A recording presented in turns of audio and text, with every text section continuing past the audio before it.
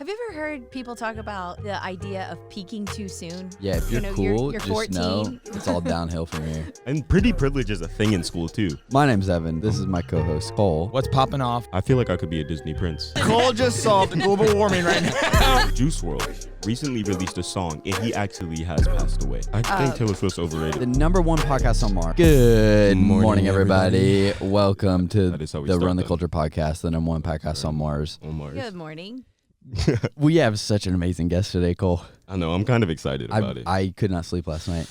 I was up at 12 o'clock, just staring in the corner of my room. I was like, what are we just going to do? praying and fasting. Don't lie. No, we really were up at 12 texting, Yeah. Evan, what are we going to do? Yo, What if we forget all of our content? What if we just like blank and can't think of anything to talk about? Oh, please. But I then- can talk about nothing for forever. Okay. I love that. Okay, well, now I feel more comfortable. But we have our very own First Lady. the mother of Holly, elevation. The mother of... You like being called that? The mother of elevation? Sure. Okay. We call it Holly Furtick.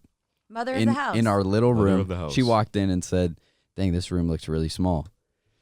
And so... It So- looks way bigger on the... Did I speak too soon? Were you trying to like introduce me and I was like talking? No, that was Okay, perfect. Okay. Yeah. Yeah, on your podcast on YouTube, this room looks a lot bigger. Well Yeah. done. Everyone who comes on our podcast is like, yeah, this room looks way bigger on the room. This room is tiny. So People if say you're that at listening, the church, though, This is too. like the size of a closet.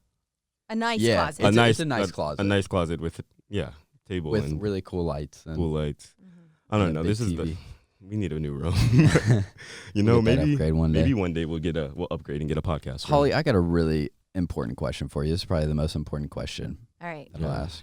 go This for is it. very, very I am important. Graham's e-group leader. Yeah. Cole I am is Elijah's e-group leader. Yes. You can this see is where true. I this is didn't even going. think about this. I got to coming in. know Okay. who is the better e-group leader. Ooh. Mhm. I think both of you are the perfect e-group leader for both of Wow. my sons. Wow. You know, Because Graham is very active.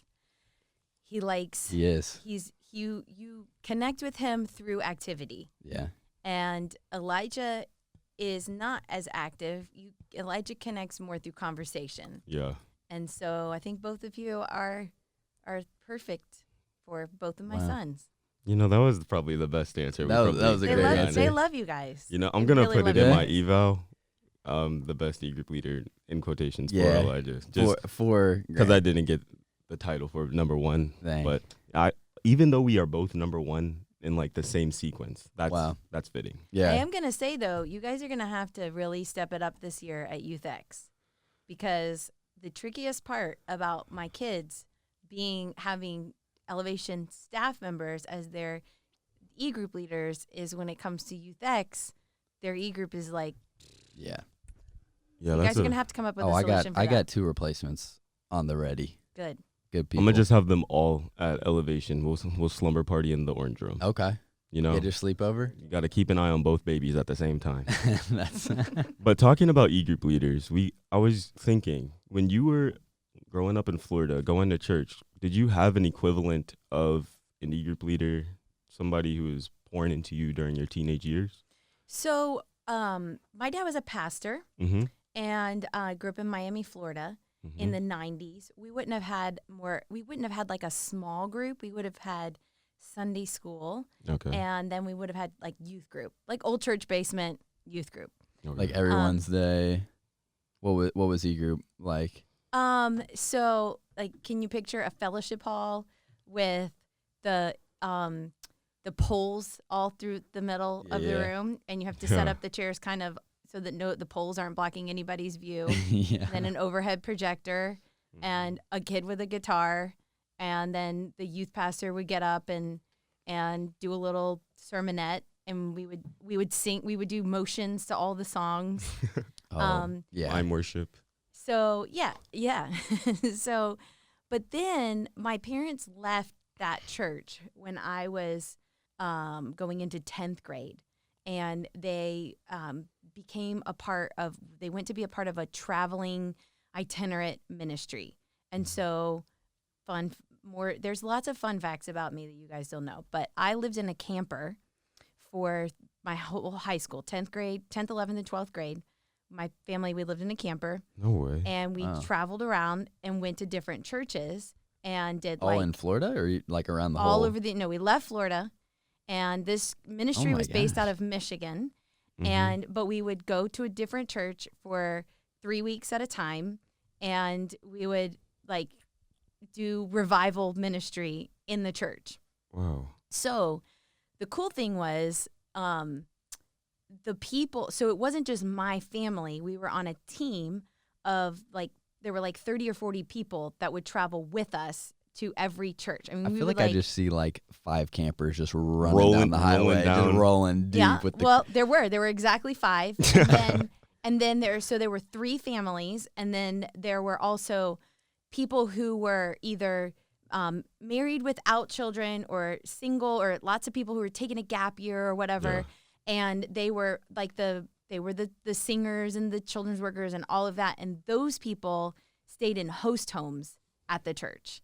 And so anyway, my answer to your question is it was those people that had a really huge impact on my life and my relationship with God. Sorry, I just moved. I didn't know this table moved. No, it's on okay. wheels. You know. So those people, it was the first time in my life that I truly got around people that I liked that also loved Jesus. Wow. And where it shifted my whole viewpoint of God. It was almost like positive peer pressure to, did you read your Bible, or what's God teaching you? And like the conversations changed, and it had a massive impact on my life. Not necessarily the sermons and the revival ministry, but the people that were there, and just realizing for the first time that that you could be cool and be a Christian. Yeah. And so those people had a huge impact on my life. Yeah. Have you ever heard people talk about the idea of peaking too soon? Yes. Yeah. It's true. It's true. Like when if you're like at the top in middle school and high school. Oh, it's so true. You're like not cool now. And that's not just even remotely. And so it should, like, I know that's not really a comforting thing if you're listening and you're, if you're cool, you're just 14. know it's all downhill from here. Or if you feel like you don't fit in, it's not necessarily comforting to hear adults say, "Oh, don't worry. Right. Those people are peaking too Right, soon. right. And it's going to be fine." But it really is true. Yeah. I went back on Facebook and found, just to encourage myself, I guess, went back and found some of my old, like the coolest kid. His name was Andrew. And I went back and found him, and all I can say is like I'm really thankful that who I am today. God saved you. No, it's interesting. It like, builds looking character back. too. Yeah. Like if you don't have friends, you gotta learn how to talk to people. Yeah. If everything's handed to you in high school, like the popularity construct, and pretty privilege is a thing in school too. Do you know what that is? Pretty privilege? Pretty privilege? Yeah. Like No. if you're attractive. It's like you get like certain perks in high school just because you're attractive. Huh. It'll be like, I don't know. Like I did not get a ride to school before I had my license all high school. Maybe I think it's because I wasn't pretty, but Hey, there look would at be you like now. dudes Oh, or you're girls. pretty? Yeah. No, now You I got think you got those cheekbones. Look But, at that white like in smile. high school, there was like dudes would be like 9th grade getting rides with seniors. That was pretty privileged. Yeah, that wasn't me. Oh, it's okay. Yeah. I would have given you a ride. Thank you. I would. For sure. Yeah. Same to you. For sure. But speaking of like thinking through high school, the concept of pretty privilege and traveling through, I was thinking, I didn't get to ask this. When you're traveling the world, what was your first job? Was that your first job, traveling the world with the church? Yeah. Had you? Oh, well, no. Okay. So, so the ministry, they had these teams that traveled in the fall and the spring, but they had a conference and retreat center in Michigan where you could go in the summertime, and they did family camps all summer long. And so I worked as I don't want to exaggerate, but I think for like maybe 2 weeks I was a housekeeper. Okay. They had these cabins that people would stay in, and I would go in and clean them after they had left. I'm wanting to gag just thinking about this experience, and I for the rest of my life I have total respect for anybody who cleans hotel rooms, because it's It's just not. It's a really dirty job that you would not consider like a dirty job. And so you wash the sheets and the towels and all of that. Yeah. So I did that for like 2 weeks. I was like, this is not for me. And I started working in the kitchen of the like the what do you call it? Like the cafeteria where people ate. And so I would do meal prep and then put the food out. I didn't actually cook, but I would like the cook that was in charge, he'd be like, chop up this lettuce, chop up whatever, stir this soup. I wasn't even like a sous chef or anything like that. You'd put the food out, then you'd put the food away at the end of the meal and do the dishes with like the big industrial dishwasher pit. So I mean, what is that, like what do you call that? Like a pit? A kitchen hand thing? Yeah. That's what I did to make money. I babysat too when I was like even younger when we lived in Florida. That's cool. That's how I made money, was babysitting. That's like really $2 an hour. Oh. No way. So to all the girls out there that are making $10, $12, $15 an hour babysitting, it was amazing if I got paid $5 an hour. That's my! crazy. I cannot even imagine like leaving my house, going to watch someone's kids, and then when they come back and they're like, "All right, here's $10. Here's $10. You were there 5 hours. Don't spend it all at once." Oh my gosh, that is ridiculous. What was your first car? So because we traveled, I didn't get a car until I went to college. Okay. My sister is only 18 months older than me, and we ended up at the same college. So we had to share a car. Oh, Okay. wonderful. Which, if you've ever had to share a car with a sibling, Especially in interesting. college. I mean, thankfully, my sister, she's a 5 on the Enneagram. Oh, And so okay. she's like a real homebody, doesn't need to go out a lot. So basically, the car was mine. Okay. And it was a white Ford Contour, which they don't even make I was anymore. gonna say I don't even think I've seen a Contour. Do you know what it? Do you No, know what it I'm looks about like? to look up Do you what know it what looks a Ford like. Taurus looks like? Yeah, So it's like the smaller Okay. version of Yeah. the Taurus. even smaller version. Yeah, like the Taurus is like a grandpa car. Yeah. Okay. And the Taurus is a smaller little 4-door. Like Ford. what's it called? Station wagon? No. Oh. No, like a Honda Civic, but Oh, not okay. cool. Okay. All Not right. as cool as a Honda Civic, the Ford Understood. version. All right. And The it was Taurus. 4-door. They make a 4-door Civic, right? Yeah. Okay, so it's like that, Okay. but it not cool. Not cool. And then when my husband and I got married, we bought that car from my parents. And so that was my car also for the first couple years that we were married. Uh-huh. And And now y'all are going to give it to Elijah. that car's long gone. It's gone. Long Dang. gone. Never mind then. Never mind. Dang. When you cooking in the kitchen, is that how you started to have the passion to be the cook you are now? Because I watch on Instagram and I'm like, dang, that looks good. Yeah, No, quite the cook. I was actually thinking that just as it was coming out, I was like, did I learn anything about cooking? I don't think so. Oh, okay. I mean, that Yeah, was you more. gotta be born with that. I feel like. But that was not cooking. Like what I did when I was in high school, it was like I was like a bus boy. I was a Okay. glorified bus boy. And I chopped stuff.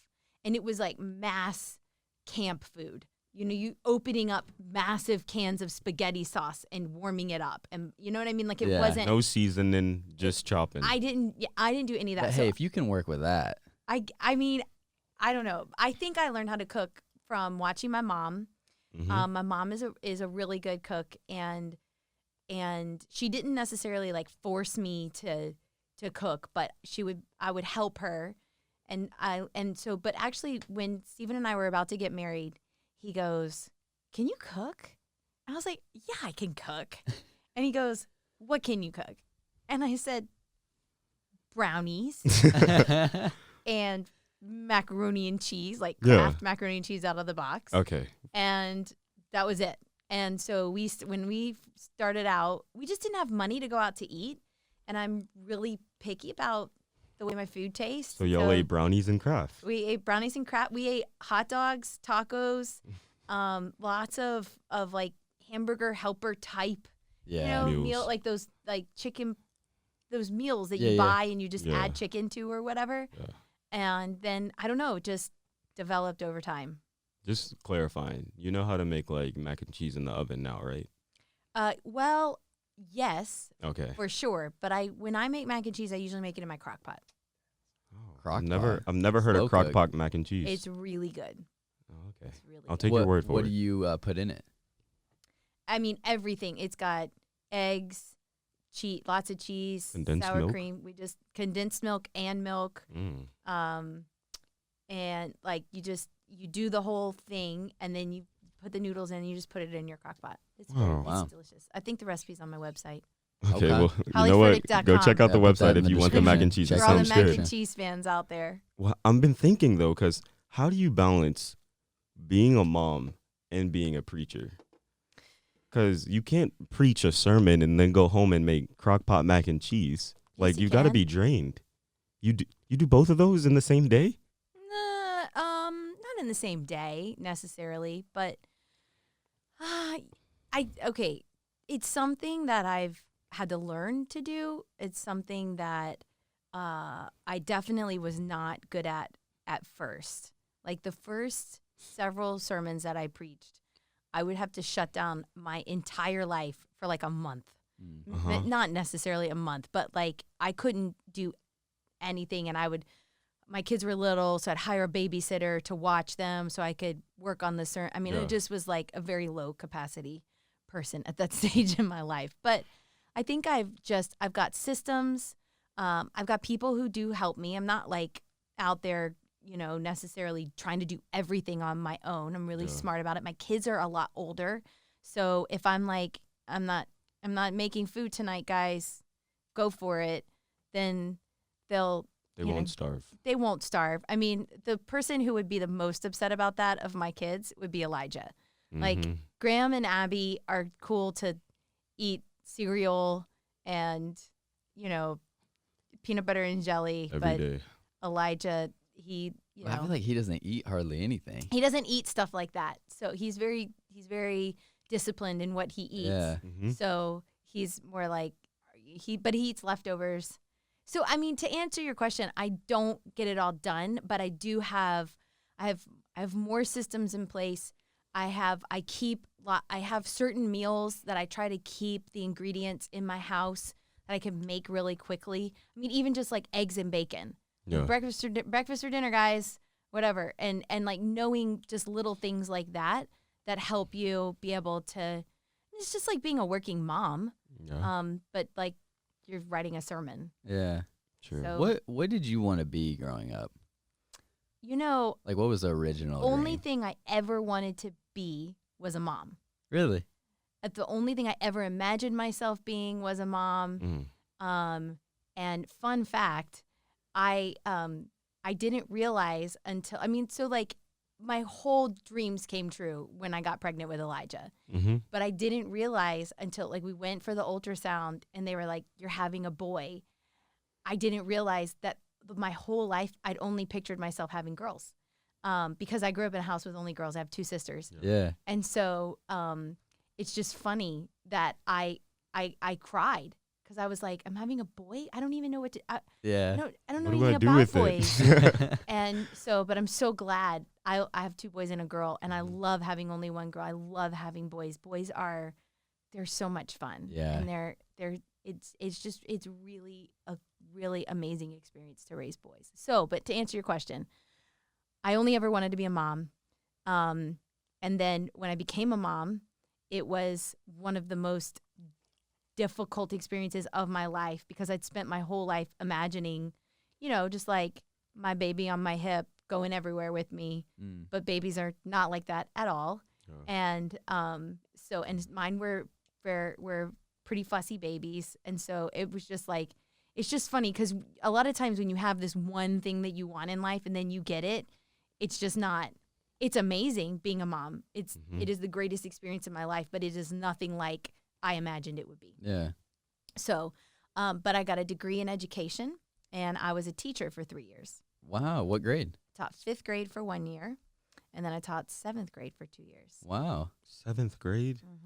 That's amazing. I like middle schoolers. Yeah. See, that's the 7th grade, I feel, and 10th grade are like the two weird ages to where it's hard to teach them because they're awkward. But the thing about 7th grade is, maybe I shouldn't say this, Say it. it doesn't count. Yeah. What do you mean? Nothing about 7th grade Counts. Even Graham, he was like, honestly, I'm not really taking my my test scores on the shoulder. He's like, it really doesn't matter. I mean, 7th grade doesn't count. You can totally, I mean, it sets, the only thing that it does is it sets the trajectory of classes that you're going to be put in high school. But even that, if you get yourself together in 8th grade, you'll be good. You're fine. Yeah. I mean, so like nothing about, and 7th grade is a whole like, I mean, truly 7th grade teachers, they may not say this, but their job is to keep the kids alive and to make them enjoy learning. But nothing that they're learning, everything that you learned in 7th grade, you're going to learn again in high school. And so as a teacher, Cole's like, what? My mind is being blown right now. Tell me I didn't need to work so hard in 7th No, grade? because I went to Catholic school up until 7th grade, and I haven't learned anything new since I got into college. Like, everything I learned in 7th grade, I probably didn't learn anything new until my senior year. Did I pay attention that much? I don't know. But everything I remember was from 7th grade. Yeah, but I mean, that's the whole point is like you are going to learn, you're going to take that math and you're going to learn it you're going to go deeper with it. Everything that you learned in 7th grade, you're only just going to go deeper with the rest of your life. And so as a teacher though, I mean, like I was a language arts teacher. And so I wanted my kids to read. I wanted them to learn to love reading. I wanted everybody to find a book. Like, I don't believe in, and I don't know how you guys feel about reading, but I don't believe in people who are like, I don't read. I don't like to read. I'm like, you just haven't found the right book. And That's what I keep telling myself. Yeah, maybe even if I find the right book, then I'll enjoy it. And so, I think it's just my ADD a little bit, though. well, then maybe you haven't found the right way to read books. Like, have you ever tried audiobooks? I do love audiobooks. But that doesn't feel So like that's reading audiobooks. a book, though. It's to totally me. reading. It's It is? totally reading. You put that in the same Okay. category? It's just, I feel like it's Okay. listening. all the books that I read, that I say that I read, they're all Audiobooks. 90% audiobooks. Really? Wow. I live with an audiobook in my ear. In your constantly. library. How did you get into reading books, though? Was it just like you woke up one Was I day just, and on No, the no, road? I always loved. In the camper? I you're pretty like, much always loved to read. Yeah. What? Yeah. I can't get behind. Like, I try reading, and I'm like, after 10 pages, my brain is like, this is a lot. That's Well, my that's mom. because She- after 10 pages, you haven't gotten into the book. I mean, Okay. you have to. So, like with my kids, I always told them that you have to read. You have to finish the 3rd chapter Okay. before you decide. Okay. I don't like this book. That's a good rule. Because Okay. 10 pages is not enough Okay. to know if you haven't given the author enough time to tell you if the story is interesting to you. Now, I say all that to say Elijah and Graham, they don't read. In fact, Graham told me the other day he hasn't read a book all year. So, but again, he's in 7th grade. Yeah. Yeah. And so I'm like 7th grade, you just It kind of don't like, matter. you just keep them alive, keep them around the best people that you possibly can, get them in Yeah. any group, and you just you just wait. Okay. And because they are in 7th graders are in seed form and they are deep under the ground, and you think that they're dead and they're not, and then a little plant comes up. In 8th grade. What That's kind of when they books do you blossom. like to read? I love fiction. Okay. I Wait, love fiction is fake. Nonfiction is not fake. It's not fake. I particularly love. I like historical fiction. I would say about 50% of the books I read are historical fiction. Okay. But really, I love a good story. Yeah. And with characters that you want to cheer for. I read a lot of books with strong female characters, friendships, sisters. But I'm down for a male character too if it's a good story. Yeah, I just good love a story. good story. Would you ever write a book? A fiction book? Any book? Well, that would be No, cool. I just like to read fiction. I don't really like to. I'm not very I don't tell. So like with my kids as a mom, Mm-hmm. and they'd be like, "Tell me a story." I'm like, "Let's read a book," and I'm just not good Yeah. at telling like made up stories. I'll tell you about a story from my childhood, but I'm not good at made up stories. Huh. So, but I love to read to my kids. Mhm. We've read hundreds. I've read hundreds of books to my children. Now, not Elijah and Graham anymore. It's down to me and Abby. But That's cool. I love fiction. Wow. I'll read nonfiction too. Like So you would never write a book? Or you would write a book? What about What a about nonfiction? I am going to write a book one day. No way. Yep. Y'all It's heard it probably here going to be first. called Becoming Mrs.Betterhalf. Ooh. From the curriculum? Yeah. This sets Come us on. up for a great segue. we were talking because everyone looks to you as the Mrs.Betterhalf. You have great marriage advice, being a great wife. But what advice would you give a high school girl or high school guy going through life and they want dating advice? Dating advice. Yeah.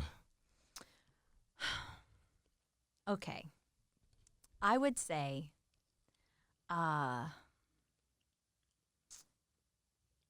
okay. You want to marry your best friend. Okay. At the end of the day, it doesn't matter. And now, obviously, you want to be attracted to the person. Mm-hmm. But you want to marry someone that you feel like you could just talk to them forever. Like you could talk to them about anything and everything. You never get bored talking to them. Because when you get married and you're with someone for a long time, the attraction changes. It doesn't go away. It just changes. But you don't want to be married to someone that you don't like to talk to. And so when I went to college, this is another crazy story that I actually don't tell a lot. But so, okay, I'm coming out of this ministry, right? And I knew that I was going to college, and I was kind of like nervous about dating because I didn't really date anyone. I didn't date anyone my whole high school because just the situation that I was in. And so I just had this thought. I was like, okay, I want to marry my best friend. Like, I just want to marry a guy that I love being around. And so my next thought was, well, then I'm not going to date anyone that I don't consider a friend first. Yeah. So I just decided if a person that I barely know says, hey, will you go on a date with me? It's like, no, I want to be friends with the person before I start dating them. Because I think a lot of times people will, you don't really know each other. So the guy's like, hey, let's go on a date. And then you go on like a series of dates for whatever, a couple weeks, couple months. And then all of a sudden you're like, I don't really like this person. And it's because you didn't actually know each other before you started dating. You got to know each other while you were dating. So, and this is really extreme. And I'm not saying that everybody has to do this or that I highly recommend it or whatever. But then I just decided, I was like, you know what? I'm just not going to date anyone for the whole first year of college. Mm-hmm. And I was like, I don't want to make a mistake with the wrong guy. I want to get to know people. And so anytime that I let everybody know that. So anytime I felt like a guy was maybe going to ask me out or whatever, I would just say, I'm not dating anyone for a year. And I would go out with friends. I would go out with girls and guys and everything. I just didn't want like this is my boyfriend for the whole first year of my college. And so the crazy thing is, after my first year of college, I knew Steven while like we were freshmen together at the college, North Greenville University now, where it's not actually where we met for the first time, but that's where we became friends. Yeah. And then he tells this story about how he was doing a ministry team and he put me on his ministry team, right? Yeah. Mm-hmm. So that is the summer where we became best friends. And then we literally started dating in like September or October of our sophomore year. And he's the only serious boyfriend I ever had. That's crazy. That's so he's cool. pretty much the only boy that I ever kissed. And I don't regret, when I say pretty much, like, like kindergarten and sixth grade. He's the only, right. Kindergarten to sixth grade does not count. Like French kissed. Oh, so we'll say that. Okay. So, is that a thing, French kissed? Yeah. You'll say that? Yeah. Yeah. Okay. And so he's the only, so I don't regret any, and I remember that freshman year, like I remember one particular Friday night where my roommate was out with her boyfriend, my sister was out with her boyfriend, and crying again because I felt so lonely. Everybody cries. Well, I don't know, girls. I cry a lot. Everybody has like a couple lonely cries in their lifetime. Yeah. And so I remember feeling like I don't belong to anyone. I wish I had a boyfriend and like trying to hold to that commitment. But I really believe that it was that commitment that kept me from like dating other like random guys and being available at the right moment. You know what I mean? Yeah. Yeah. And so If so you then didn't wait that year, you might have missed out on. Yeah, right. I Maybe think- maybe not. But Yeah. I think there's a lot of guys in the friend zone right now that just got a lot of hope. They did. Yeah. This is the Yeah. first time I've They ever are heard a really woman loving it. condone friend zone. They said, go to the friend zone. Go back to your friend zone. and you'll and- be fine there. That I is- mean, That's good advice. I enjoyed that's the way it. I did it. I know that's not the way most people do it, so I'm not saying, that's the only way to do it, but it Mhm. worked for me. Yeah. And I married my best friend. We dated sophomore year, junior year, got engaged at the beginning of our senior year, got married 2 weeks after we graduated college. And he is still my best friend. Like, there's nobody I'd rather go on a trip with than Stephen Furtick. There's nobody I'd want to go out on a Friday night with than Stephen Furtick. There's nobody I'd want to talk to. He's my best friend. So Wow. I don't know. That was my strategy. It worked for me. Yeah, it sounds like it's working. Tried and tested. Hey, can I come back and be on the podcast again? Yes. Oh, absolutely. Let's do like a Q&A and let people submit questions. Questions. Ooh, I like that. Put them in the comments right now. Okay. Hopefully next time Do you you get have on any the questions podcast, for Holly? we'll be Put them in in the our comments. podcast studio at Matthews. Grandma used to pray Pray out. out loud by her bed every night. To me, it sounded like a mumbling, like she was out of her mind. All right, come back next week, y'all. Nah, we need more. We need more. Got a lot on the mind. That was amazing. Come back later. We believe in the youth.